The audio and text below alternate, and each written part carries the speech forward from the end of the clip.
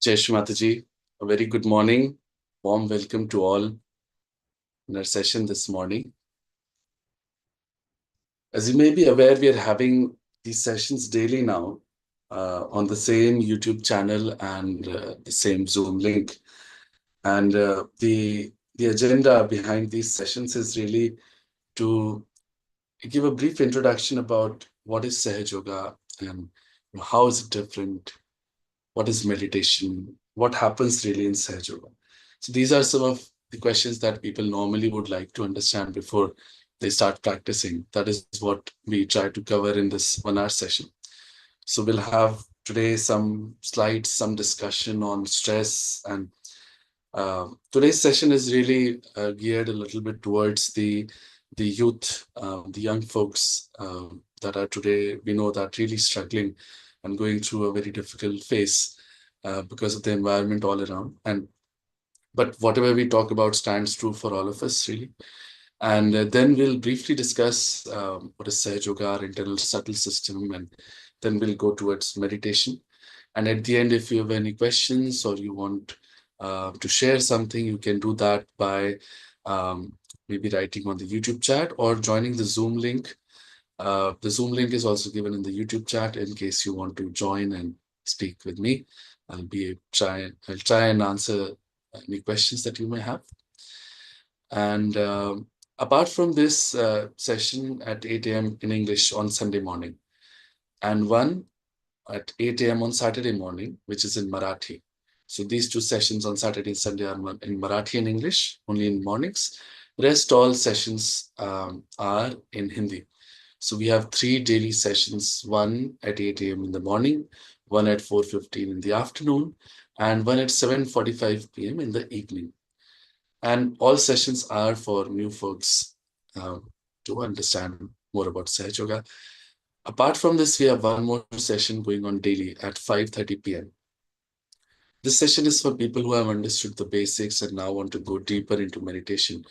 So that is, again, you can attend on the same YouTube channel and Zoom link. So now let's start without any further ado.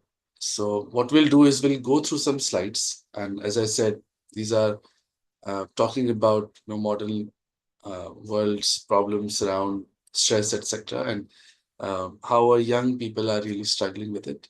And then we'll come towards meditation and how it can solve, especially Sahaja. So, what is the proposition?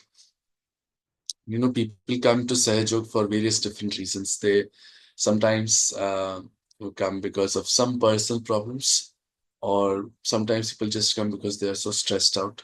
Sometimes people come because of some physical problems or things that they're not solvable outside at all, or people are just not happy with their lives. Some such things are always there, but there are also people who are actually seeking um, the, the divine, seeking God, seeking something higher.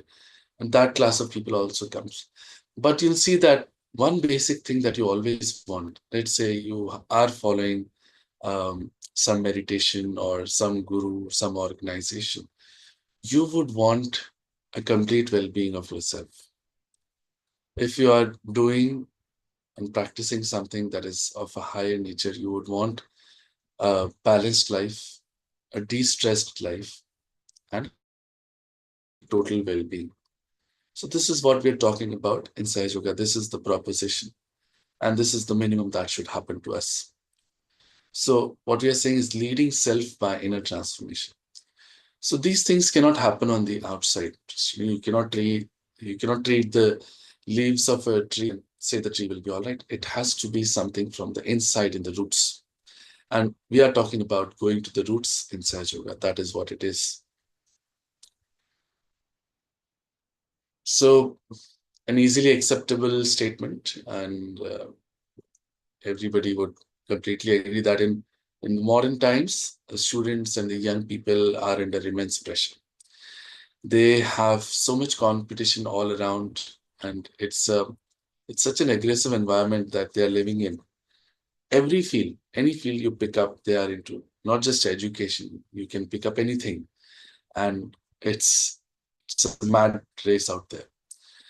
And we know that, so many IITians we hear of committing suicides. And I know of students very young, just doing their graduations and so stressed out and doing so many internships and this and that, and just to prove themselves. And they tell me there's so much competition, everybody's doing all of this. We have to also do this, just out of school, guys. And it seems like we had a much easier time back then. But um, it's a very stressful environment being created for the next generation, and it's something to be looked at and to be worried about for the rest of us. So what are they worrying about really, these young folks, is which college will I get admission into? What will be my career like? Because everybody's talking about, around them, your career, this, that, etc.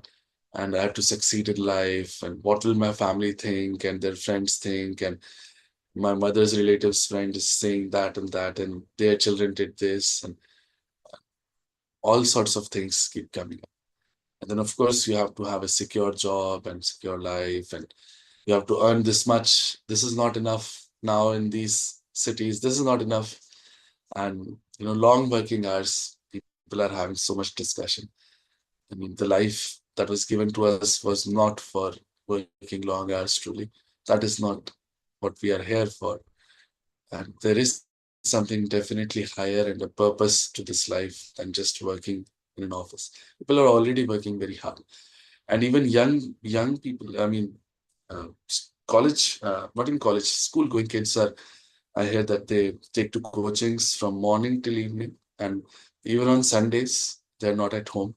They miss out on everything nice in life and just study, study, study. And still they're stressed. And so few of them really get what they want. This is one side of it. And the other side is, of course, growing up. How do I look? How do people perceive me? And what does the opposite sex think of me? And people spend a lot of time and energy in that also. It's a complete hodgepodge. Everything is also related. So it's a it's not a good scenario growing up. All of this lacks. All of this leads to lack in self-confidence.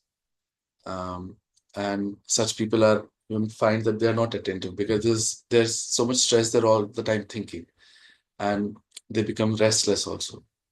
And we're all the time thinking. Some people try to, tell you something or explain, and you become impatient and irritable.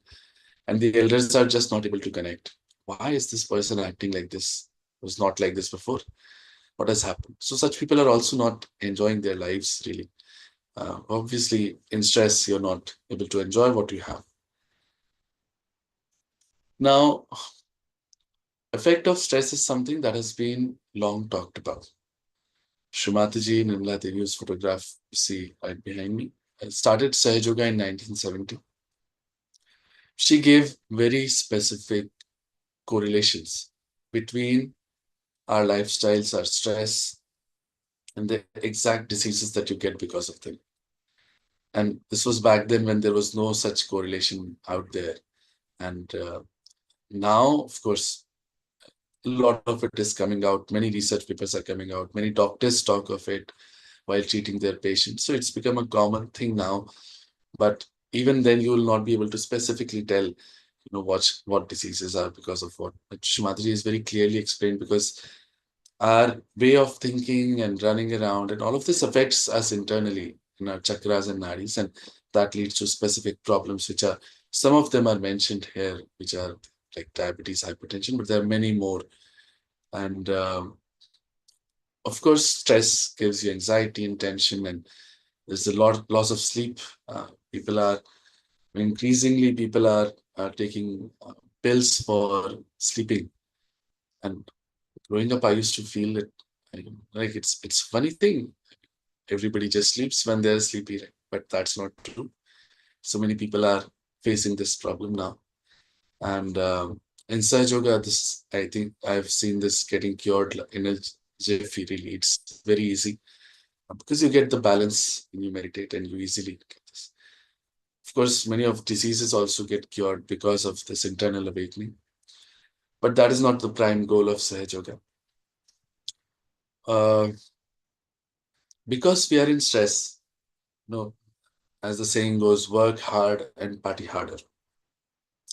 So what will you do in party? You have to drink, to smoke, and then you also take drugs. So that is the escape. That is when you forget all the madness that you were doing the whole week, and then you have to go on drinking and get drunk and vomit and then sleep the next day and be completely tired. And it's not just that, it's ruining our insights physically also.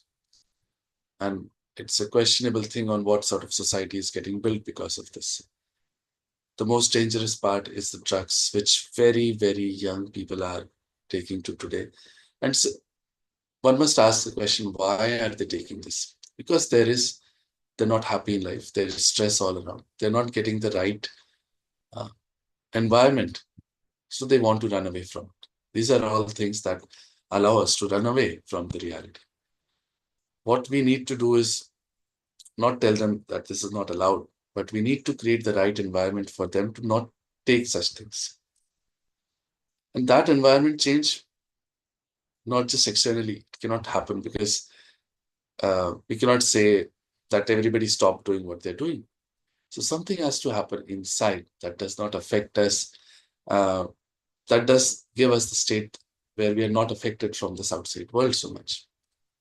Again, a very growing trend, depression. Very, very young kids, school going kids, are increasingly talk about depression. It's a very sad state of affairs. And this definitely needs to be solved for. And if you look at it, at the core of it, it will be the environment all around, the stress created. Even though these kids have everything in life, they're well to do, um, they have good, rich parents, such kids are depressed. If you look at it closely, it's the environment that is created all around, that's that stressful environment, which we need to get out of. So we are told that, stop stressing and start living your life. Enough of all of this. You don't need this. You can be happy with what you have and just go on living your life. But as soon as a friend calls you up and tells you, oh, I've got this, you know, I've got admission to this college, or I've got this much package in this startup, etc. And you start thinking, oh, what am I doing? Where is my life? Or something like that. So we are living in this world and there's no getting out of it.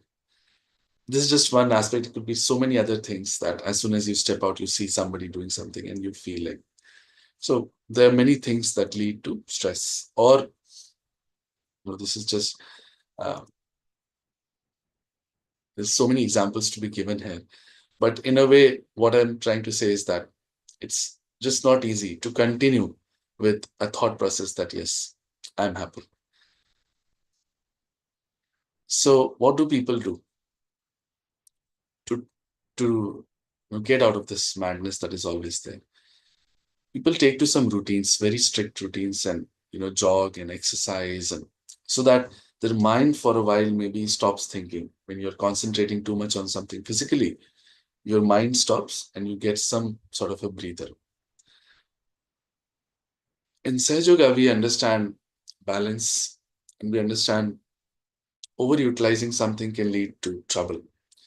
So, and we'll look at our internal subtle system later on. But just to talk about it briefly, we have on the right side we have a channel called Pingla Nadi.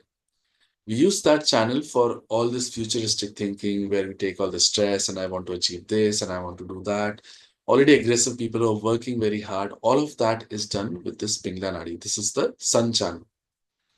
And when such people who are already living a life in the future and very aggressive take to exercises, etc., in a very strict routine, and they will eat less and whatever, this nadi goes off.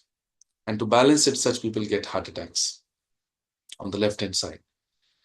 So you have already heard of, I'm sure, of very successful CEOs living a very good life and would exercise and look very healthy and fit, and they're getting heart attacks, or people going to gyms and getting heart attacks. It happens because of this imbalance that gets created inside of us. So it's further adding fuel to the fire in a way. But let's say you take to art forms, and especially the Indian classical art forms, you do get some balance because they are built on a science that is very much related to our internal subtle system, the chakras and nadis. But it's again temporary. So, what is the permanent thing? What is the permanent solution? It's meditation. With meditation, you can get that state where you are, you can be sort of lifted above all of this easily, which is why people turn to spirituality and they look for peace uh, through meditation. Okay, understood. We need to meditate. But I try to meditate and nothing happens. I keep thinking. So many people tell me this, that are you actually able to meditate? What should happen in meditation is also something that people don't know. Um, for example, people think that I should go blank completely. That is not meditation. Or I should just focus on something or some light somewhere and that will give me something higher. That is not, again, that is not so. If you take some mantras, you get the higher self. Again, not true. If you do some asanas, yoga asana, that is yoga. It's not true at all. Asanas are a wee bit of the Ashtanga yogas defined by Patanjali. He described 8 parts of yogas, yam, niyam, pranayam, pratyahara. 1/8 of it had a wee bit of asana to create a body that is all right for our tapasya, meditation, whatever. So that was done so that we are okay physically. Even in Sahaja Yoga, we can do some asanas when we know which chakra is not okay. Right now, we take a box full of pills and eat all of them. Right? You have to know which specific thing is not okay, then do the particular asana. So all of these things, unfortunately, or some breathing exercises, some kriyas people do. All of this is not meditation. Meditation is in a kriya when you're not doing anything. Again, becomes a very confusing thing. The sad thing is, this is our great heritage. This is what is going to really put us apart and make the world follow this great country of ours. But we have completely forgotten our moorings, our roots. It has been talked about in many, many scriptures, and these scriptures are thousands and thousands of years old. They go as far back as 14,000 years ago when Bhrigu Muni and Markandeya and so many people talked about it. So let us try to understand what is meditation. So we say that meditation is the only way to grow. And growth of what? We'll talk about it again. But what is the first state that we get in meditation? It is called as thoughtless awareness, nirvichar chetna. That means you are completely aware because this is awareness, but you are thoughtless. You are in silence. Actually, if we look at it, we're all the time thinking and it never stops. It's an unending process. Even while sleeping, we are thinking and it goes on and on and on. And with this thinking only, we create all this mental stress and all these mental projections of this is right, this is wrong, I should have this, I should have done that. All this madness is created because of this thinking. And in that, we are never in present and never able to enjoy. Something very deep is being talked about here if you look at it. The growth of awareness takes place in meditation, in this silence that is given because of meditation. So, what growth is needed? Why are we talking of growth suddenly? Because it's very easy to realize that, we say that human beings are the epitome of God's creation. He created us after so much trouble, so many, I don't know, millions of years have gone for one unicellular amoeba to evolve into fishes and then reptiles and animals and so many things, and then finally the human beings. And human beings are truly amazing. We can do so much with our minds and brains and create so many things in art and science and so much. But still, there is something that is missing because human beings are also capable of doing so many wrong things. And you just pick up a newspaper and you know what all wrong things. I don't have to count. Then the question arises that if there is a God who has created us, with so much thought and so much hard work, why is it that we are doing so many wrong things? Surely he did not mean for us to be like this. It is true. There is still one step left in this evolutionary process. We have to take that one last jump with which will become how he planned us, how he thought for us to be. And that evolution is not going to be physical now. Physically is done, it's all right. That evolution is going to happen in our awareness. You see that somebody's higher and somebody's lower. We compare people and better person, not a good person. It's all in his awareness, right? And that awareness is what defines us. It is how we are alive actually. So that growth has to happen, with which will become the higher self, realized people, the beautiful society that will be created because of that growth.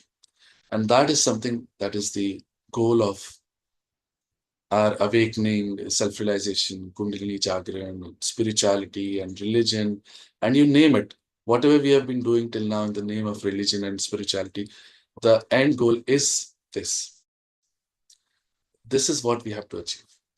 And once achieved, all of this stress and anxiety and all of this worldly problems you can easily get over.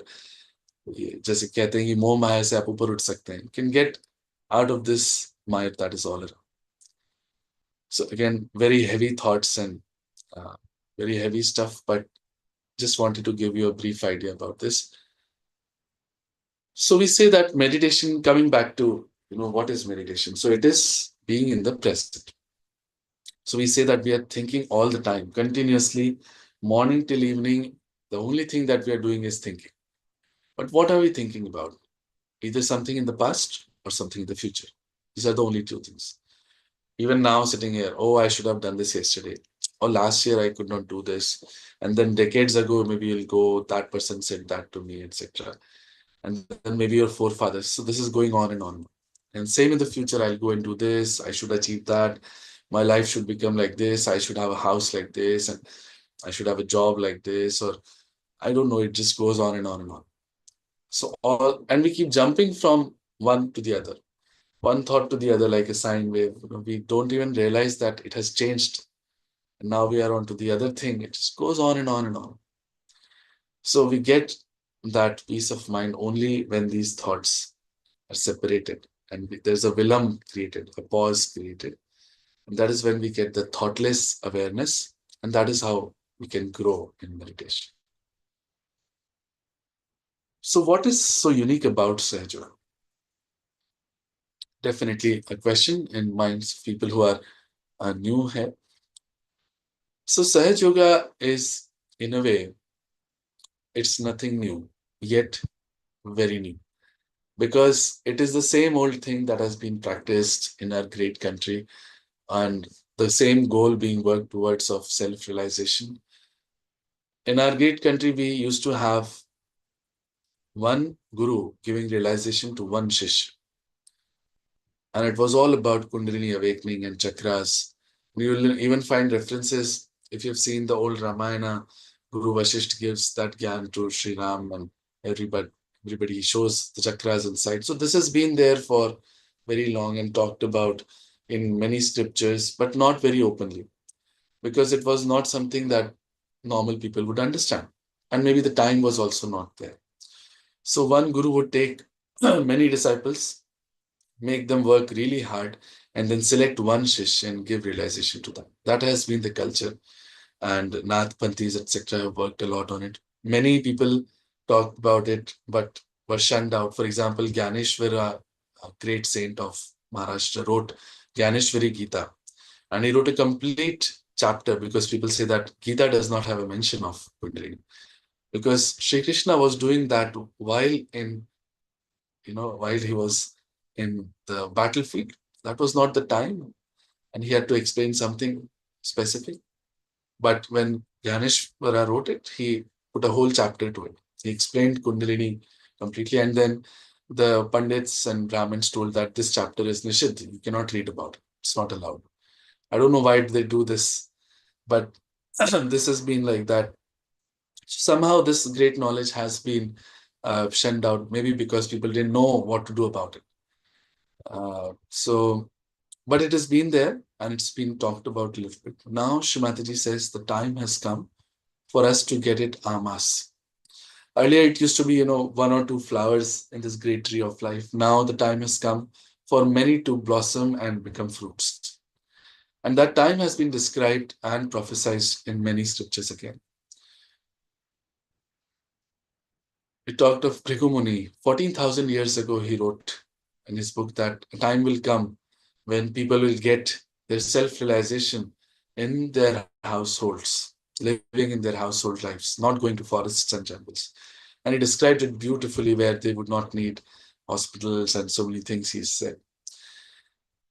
In Nal Damayanti Akhyan, it's a Puran where King Nal was separated from his wife Damayanti by Kali, whose yuga we live in, Kali Yuga. And the king caught hold of Nal and said that I'll destroy you because when your time will come, people will suffer so much. He said, go ahead and do that, O great king, but first listen to my importance. When my time will come, the core Kali Yuga will come. People will who are today searching for God in hills and dales will be born as household people, and all of them will get their self-realization. Listening to this, Nal left him. But there have been so many such scriptures and things where there is a promise. Buddha talked of Matreya, and so many people talked of a future time. Uh, Christ talked of a redeemer that heals. And there is a time, prophesied Qiyamah's time in Quran, of a future time. But let's say that future time comes, we'll not be able to recognize that, yes, it is so, because we do not have the eyes to see and understand, unfortunately. Today is the time when all of us can get our self realization. All of us can get to that great awakening, which can lead to such a beautiful society full of love and compassion. That is possible through Sahaj Yoga. Something so miraculous that it's difficult to understand and believe that it can really happen. That is why Srimataji named it Sahaj, because it really happens on its own. Sahaj means spontaneous. And it's something that is very simple also. For example, all living processes are so simple. You are breathing, it's happening on its own. Your digestion happens on its own. Birth of a child is a natural process. Sprouting of a seed is sahaj spontaneous. You don't see it happening also. That is how all living processes are. And this is the awakening of the power of God that has created life. It has to be a living process. That is what Sahaj Yoga is. Another meaning of Sahaj is Saha means with, Ja means born. It's born with you. Everything is created inside of us. It's something that God sent us with already prepared. Nothing new needs to be done. Just the connection has to be put into the plug has to be inserted. That's all. And that is what gives us our self-realization. How does that happen? Something so amazing. And you know, for example, we take our smartphone to a forlorn island where people have not known technology and tell them that this, if you turn it on, you can do anything. You can play games, you can watch movies and talk to people, and they would be thinking that you're a crazy person. But as soon as you turn it on, you charge it, let's say, and they will see and understand. That is how we are. We don't really know our importance right now. We think we are just this outside person living this life, doing this work, and maybe having a family and children and working, and that is all. Then we'll accumulate some wealth and die. But that is not true, and that is not the whole world. We are missing out on seeing a completely different dimension, which is not seen by these eyes, which is not felt by these senses that we have right now. So there is something that needs to happen which does this awakening, which makes us see the world for what it truly is. When a, a self-realized soul in Sanskrit is called as Dvijaha, means he's twice born. A bird is also called as Dvijaha because the bird is first born as an egg. For the bird, the egg is the whole world. But when it breaks through, it sees the world for what it truly is. It's the same for us. Right now, we are sitting at the cusp of a situation where we have not known the whole world for what it truly is, and we can get to it. How does that happen? What makes this happening happen inside us? We'll briefly spend a few minutes on it, then we'll go for meditation. So we say we are amazingly truly built inside. How we are built, let's look at it. When we were in our mother's womb, that means in our mother's womb, we were not yet, born. So we say that life comes in the fetus at 2 to 3 months time, sort of time.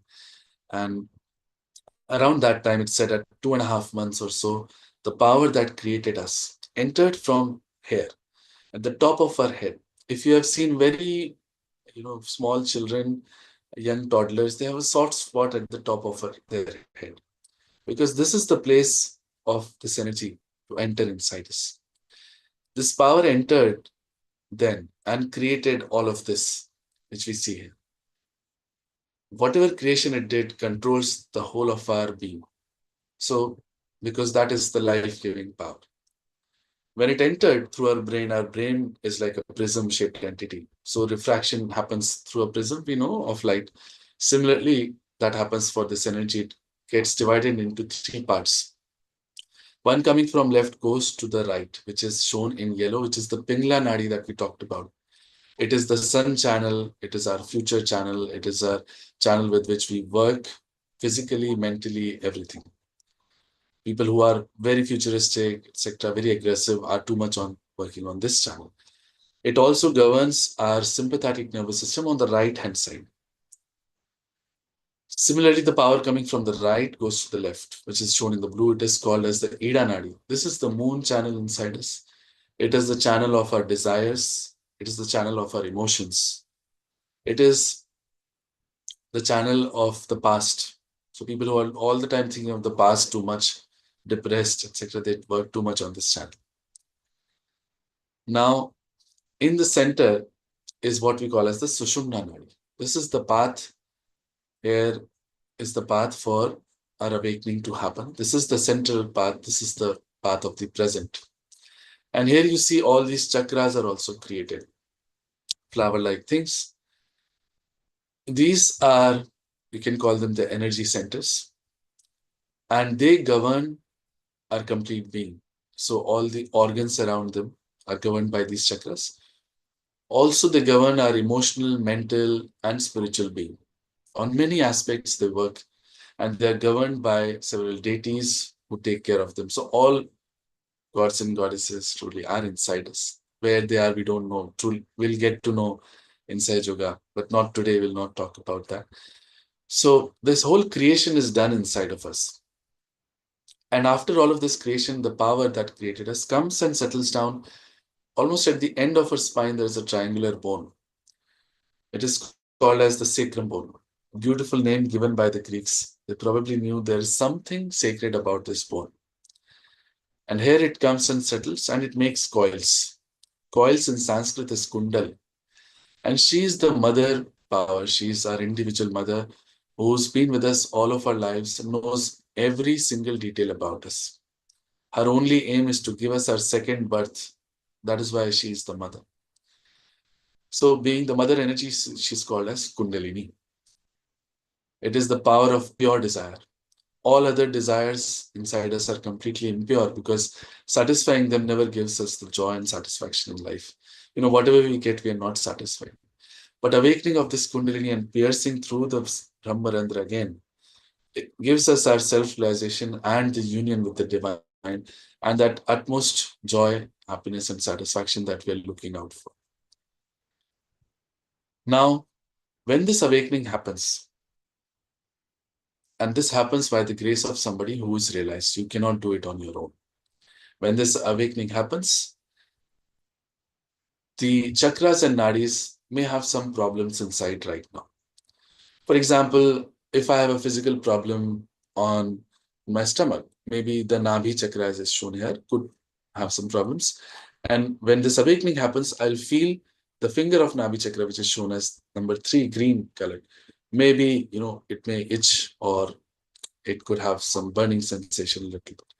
There are many reasons why a chakra gets got. There are physical reasons, emotional reasons, mental reasons, spiritual reasons, and all of them we don't know right now. So what will happen is that in meditation, you'll feel these chakras on your hands right now. You'll feel what chakras are not okay.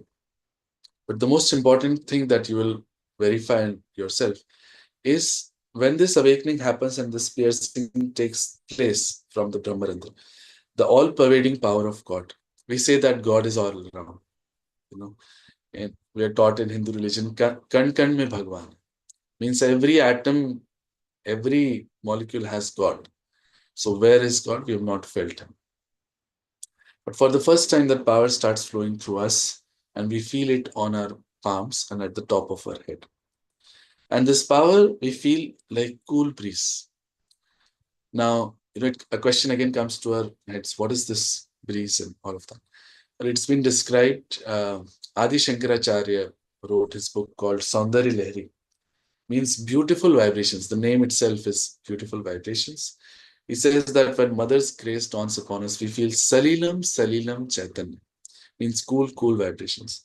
In Bible, it is said that when Holy Ghost will come, you'll feel the cool breeze. In Quran, it is said that when Qiyamah's time will come, your hands will speak and will give witness against you. How can hands speak? So this is how we know for ourselves. For example, there's a very egoistic person, and you can't go and tell them you're an egoistic person because they will hit you back. But when you awaken their kundalini, make him sit in meditation, they'll feel a burning sensation on, let's say, this finger, which is of Agya Chakra. And they'll ask why this catches, and you tell that people who get very angry or people who get or very egoistic usually get caught on this. So they'll understand on their own. So this is something that can tell you for the first time about yourself. Today we don't know anything about ourselves, to be honest, because we are not sitting in front of a mirror truly. And even physically, we don't know. We go to the doctors and they tell them that you have few months left to live and you're completely aghast. How can that be? So it's the way you know yourself for the first time. Also, you can know about others. Sitting in one part of the world, you can check the vibrations of anybody else and figure out what's wrong with this gentleman. Using this power that is flowing through you, can also cure that person, put them all right, give them vibrations, and slowly and gradually they can even cure, you can even cure their diseases. You can cure yourself, put your chakras all right. A great power comes to you. A great thing also happens that, let's say somebody comes wearing Bhagwa Vastra in front of you, poised as a guru. How would you know that he's a true guru or not? Let's say you worship Sri Krishna. Somebody comes in front of you as Sri Krishna, how will you know it's truly him? Because you don't have the vibrations, the connectivity with the divine to know what is divine, what is not divine. We even take to wrong people as divine people. For the first time with these vibrations, we can know for 100% what is right, what is wrong, what to do in life, what to choose, what not to choose, where to go.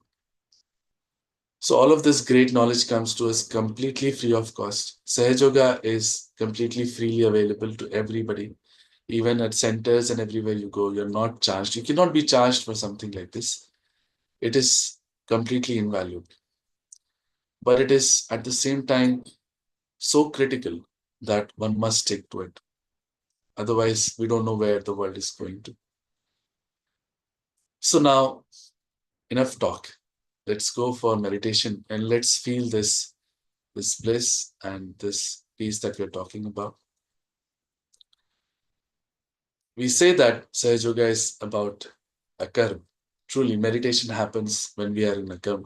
But there are a few steps that we must do in order to put our chakras and nadis all right.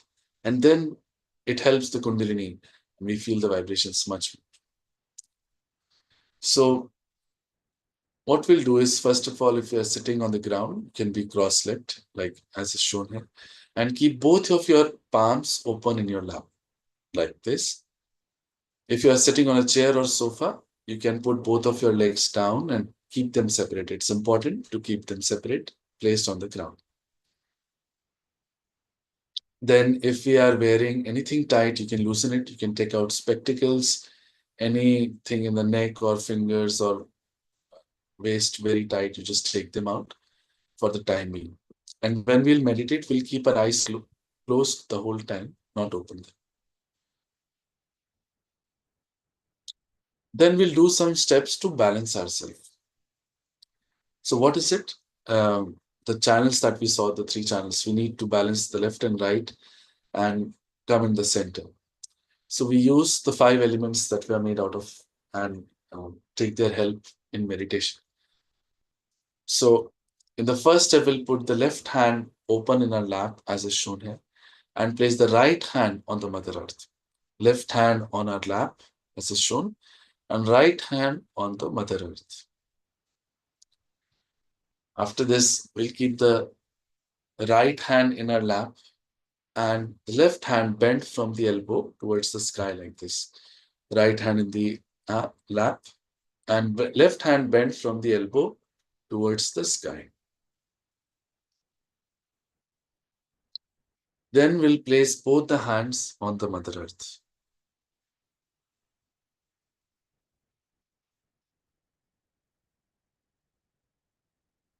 Now, we'll keep the left hand open in our lap in the next steps and use only the right hand. The right hand is to be placed on the heart, the right hand on the heart, left hand open in our lap. Right now, we are just seeing these steps with our eyes open, and later on, we'll do these steps with our eyes closed. Then we place this right hand on our forehead, across and press from both the sides. We'll also bend our head forward a little. Right hand on the forehead, left hand open in our lap, right hand placed across, pressing from both sides, and head bent forward. In the next step, we'll place this right hand completely outstretched, fingers outstretched, center of the palm placed at the top of our head. Center of the palm placed at the top of our head and press it here. While pressing it, we'll move it in a clockwise direction. While pressing the palm on our top of our head, we'll move the hand in a clockwise direction so that our scalp also moves along with our hand. Again, the head, we can bend it forward while moving, and we'll keep it moving like this while doing some prayers. After this, we'll see the vibrations at the top of our head, etc. So these are all the steps. Now, one simple question can pop into your mind that just moving our hands and doing these prayers, can we truly get our self-realization? I always use the same example, but I think it's a brilliant one, where Shivaji Maharaj, the great king, he asked his guru, who was a great realized soul, Ramdas Swami, that how long does it take for one to get their self-realization?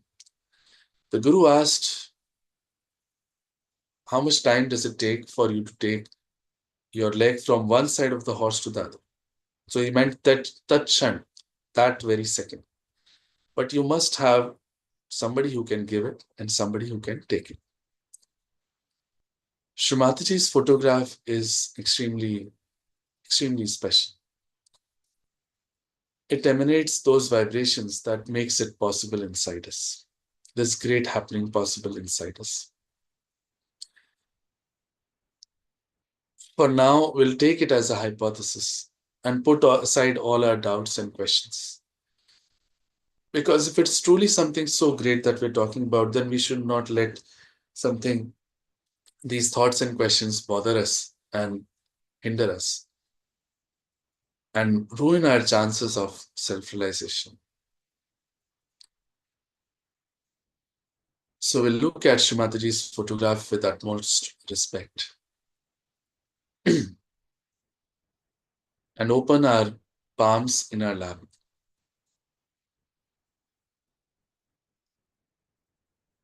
Keep the only thought in our minds that we want our self-realization, nothing else.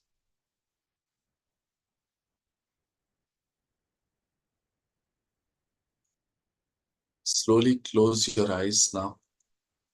And now we'll keep our eyes closed till I tell you to open them.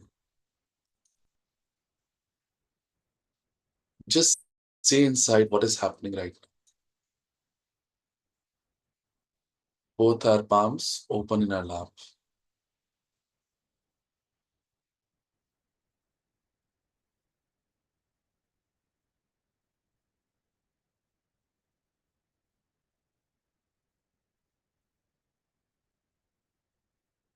We'll keep the left hand open in our lap as it is and put the right hand now on the Mother Earth. Left hand in our lap, right hand on the Mother Earth. Here we have to pray, Mother, please take out all the impurities of my left channel through the Mother Earth.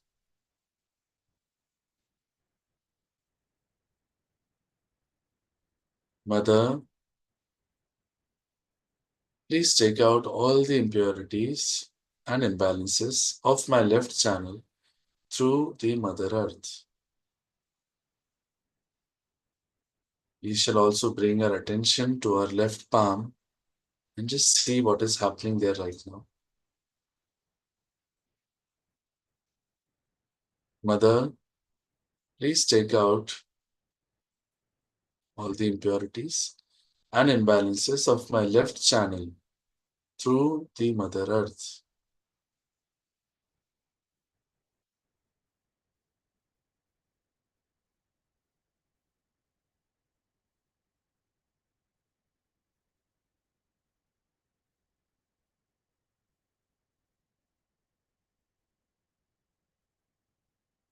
Now bring the right hand back into a lap and put the left hand bent from the elbow towards the sky. Right hand be in our lap and left hand bent from the elbow towards the sky. Here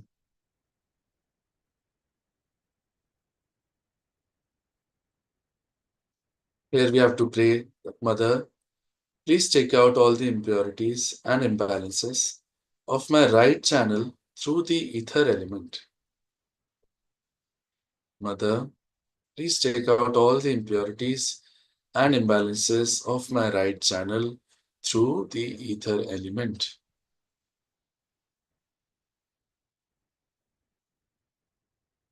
We'll see what is happening on our palms.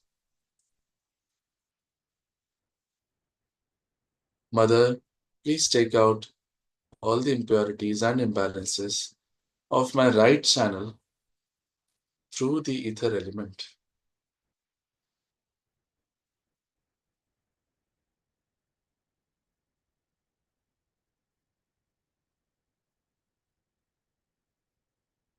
Now we'll place both the hands on the Mother Earth.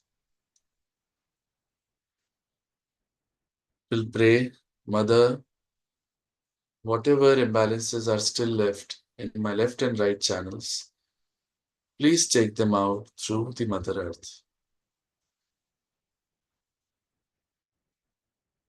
Whatever impurities and imbalances are still left in my left and right channels, please take them out through the Mother Earth.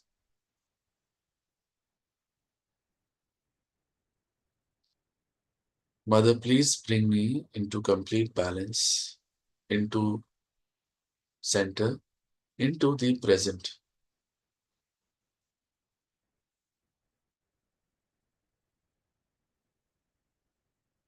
Mother, please bring me into complete balance.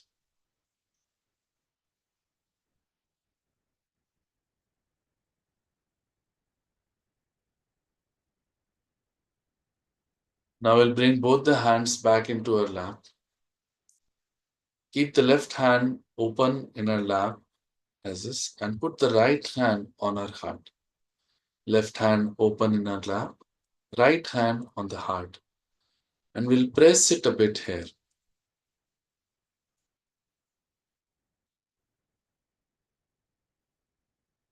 While pressing it here, we'll pray, or in fact, we'll assert a great truth. Mother, I am the pure spirit.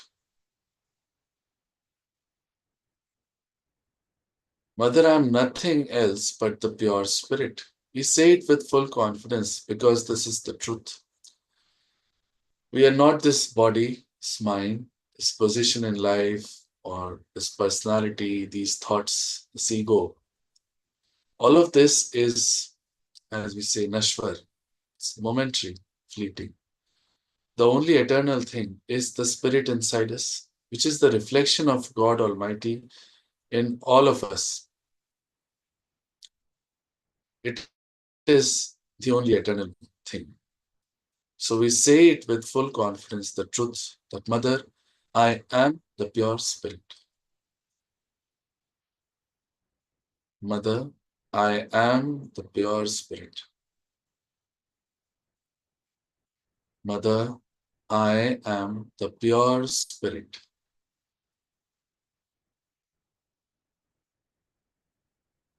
Now, as we are the pure spirit, we are not guilty of anything. It's very important that we don't feel guilty sitting right now, because if we keep doing that, we'll not feel the vibrations. Many times, for very small, unnecessary things, also we keep feeling guilty. You have to know that you are the epitome of God's creation and that He loves you a lot. And His love, in the ocean of forgiveness, all things that we think we may have done wrong can be washed away. So we have to assert again and say with full confidence, I am not guilty at all. Mother, I am not guilty at all. Mother, I am not guilty at all.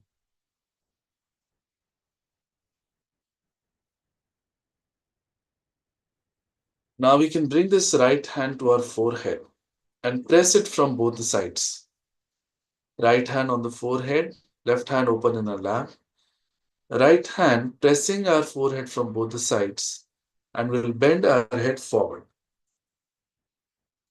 Here, we have to forgive everyone. We have to say that, Mother, I forgive everyone. Don't have to name anyone, don't have to remember anyone, just a blanket forgiveness. And truly, we have to forgive everyone. By not forgiving, we only play into the hands of people who have done us wrong. But by forgiving, we leave it to God to take on.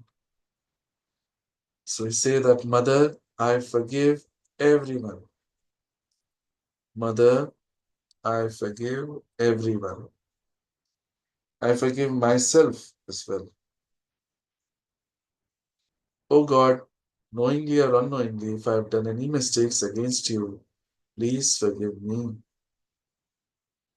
Oh God, knowingly or unknowingly, if I have made any mistakes against you, please forgive me.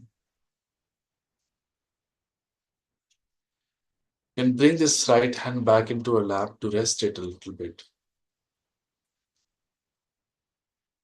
Now we'll bring this right hand to the top of our head. We'll completely outstretch our fingers outstretched, and the center of our palm is to be placed at the top of our head on the fontanelle bone area, which was a soft bone when we were kids. And press the center of our palm on the fontanelle bone area and bend our head forward. Now, while pressing, we have to move our palm in a clockwise direction so that the scalp of our head moves along with it. Hand, while pressing, moving in a clockwise direction so that the scalp moves along with it. We'll keep doing this for a while till we pray here. Now, here we must ask for it very humbly. Without us asking for it, Shree Mataji cannot give us our self realization.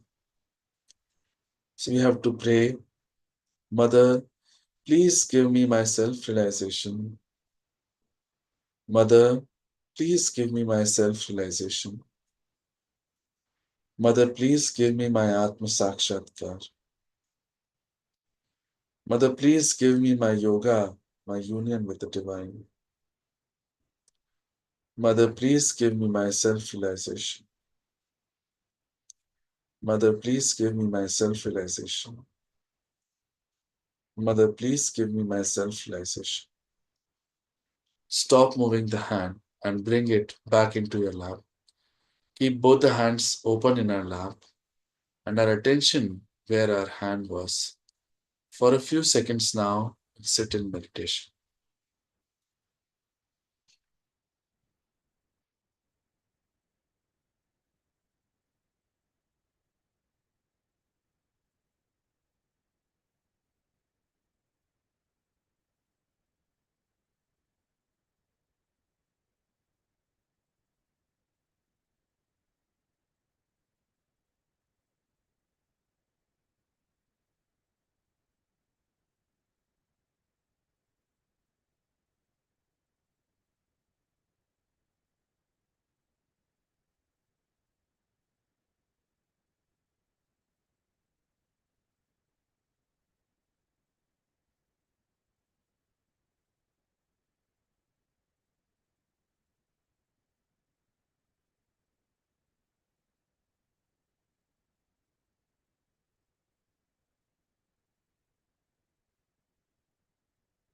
We will slowly bring our attention to our palms now.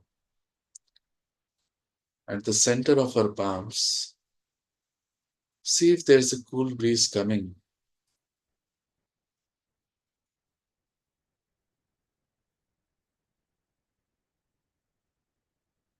The very center, it could be a very subtle thing. So look at it very closely in one hand or both the hands.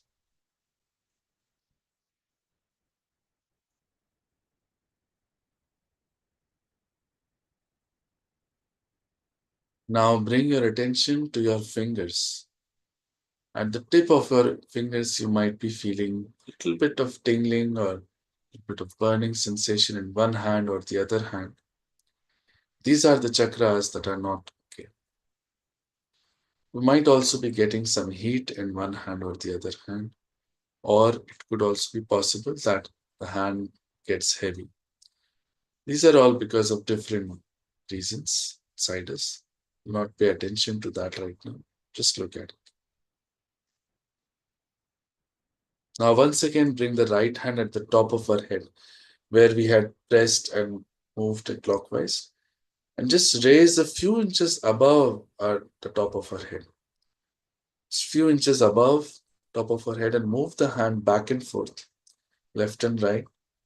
From a particular place, we'll feel the cool breeze coming and touching our palm. From a particular place, we'll feel that a cool breeze is coming and touching your palm. Just move it back, forth, left, right. Again, it can be a subtle feeling, so we look at it closely. Now bring the right hand back into your lap and see the same thing from your left hand. Left hand just a few inches above the top of our head. Move it back and forth, left and right.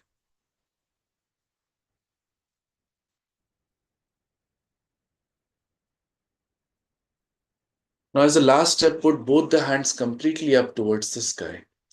Elbows straight and palms open towards the sky. Push back your head and ask one of these three questions 3 times. Any question, 3 times. Oh God, is this the Param Chaitanya? Is this the power of love of God that does everything? Is this the divine energy, cosmic energy? Any question you can ask 3 times.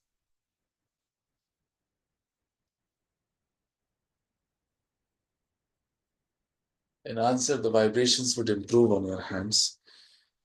Now slowly bring your hands back into your lap and keep your attention once again at the top of your head, the fontanel bone area, and a few seconds again sit in meditation.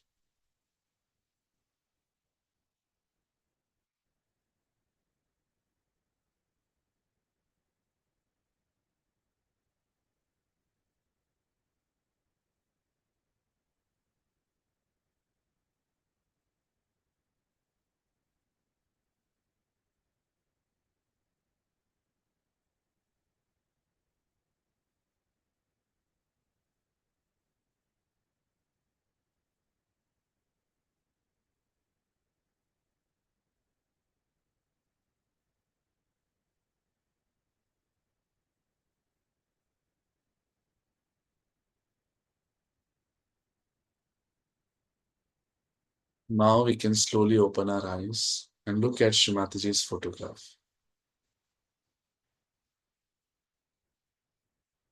We'll see that there are no thoughts right now, even with our eyes open. This is the first step of thoughtless awareness. We shall bring both our hands together in a namaskar and thank Shree Mataji and her Kundalini mother inside for this blissful experience.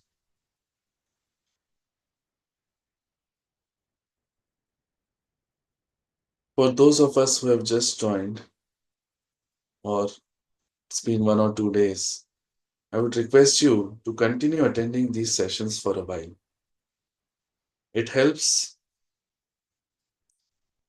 because in one session it might not be easy to understand or experience it properly. So you must give yourself some time. As I mentioned, we have these sessions happening daily, thrice.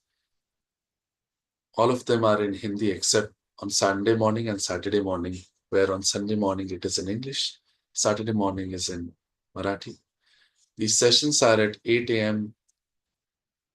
in the morning, 4:15 in the afternoon, and 7:45 p.m. in the evening. You can attend any of them. Ask your friends and family to attend as well, who also might benefit from it. And also, we must practice Sahaja at home. There are some ways and methods to protect ourselves from outside world and also to cleanse ourselves with foot soaking, etc. All of this you can learn by joining our WhatsApp group. The link for that has been given. And you can learn also on the YouTube chat where short videos are created for that. There's a lot to learn and practice in Sahaja. Shree Mataji has given thousands of lectures. Many of them you can find on YouTube, and there are other sources. And there are regular centers all around the world where weekly we go for meditation once. This is very helpful for us to establish and understand Sahaja. Again, they're all free of cost. You don't have to pay anywhere anything. Just go for your own benefit. And when you meditate in collective, it's a much stronger thing. You feel the vibrations much more. So I would urge you to practice Sahaja Yoga at home. You can continue attending these sessions for a while and attend Sahaja Yoga centers near you. The link for finding these centers is again given in the YouTube chat. You can click on that and find the nearest one. Also, there's a WhatsApp group created for you where we keep sharing things that can help you in knowing more about Sahaja Yoga. You can join that. As there are no questions today, we'll end this session here. Thank you so much for attending, all of you, and hope to see you all in Sahaja Yoga. Thank you, Shree Mataji, for this blissful session. Jai Shree Mataji.